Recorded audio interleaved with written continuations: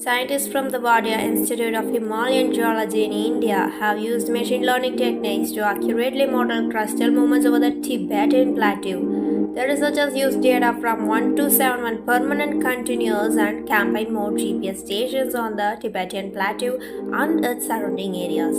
They used data from 892 stations for model training and data from 379 stations for testing. The study, published in the Journal of Asian Earth Scientists, demonstrates the effectiveness of these machine learning techniques in forecasting velocity vectors, easting velocity and northing velocity, and enhancing the characterization of plate movements. The correlation between the predicted and actual velocity vectors was found to be highly satisfactory, making these ML predictive models considerably reliable for estimating geodetic velocity vectors. Their predicted velocities showed similar patterns to those obtained from the neighboring GPS stations. The ML algorithm demonstrated a remarkable achievement in the field of geodetic studies in cost-effective manner.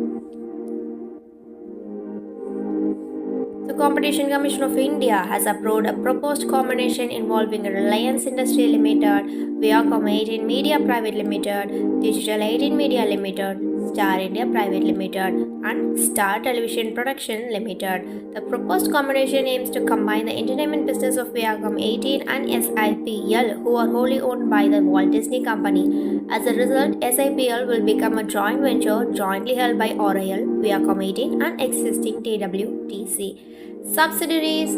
RIL is involved in various business including oil and gas exploration, petroleum refining, marketing, petrochemicals, chemicals, organized retail media and entertainment activities, telecommunication, and digital services. Viacom 18 is involved in broadcasting television channels, operating an OTT platform, selling commercial advertisement space, licensing merchandise, and organizing live events. STPL is a company incorporated in the British Virgin Islands and owned indirectly by TWTC. India's Science and Technology Minister Dr. Jitendra Singh has released a new BioE3 policy aiming to foster high-performance biomanufacturing and align with national initiatives such as Net Zero Carbon Economy and Mission Life, Lifestyle for the Environment. The policy was recently approved by the Union Cabinet, chaired by Prime Minister Narendra Modi, and aims to drive India's bioeconomy to $300 billion by 2030. The policy will have significant impact on various sectors including food, energy, and health.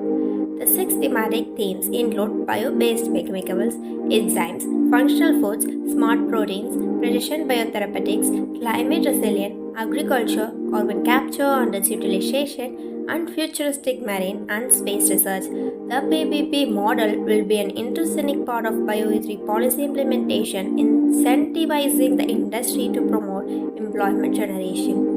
Singh emphasized that biotechnology research and biostartups are prioritized and have taken center stage under Prime Minister Modi's policy shift.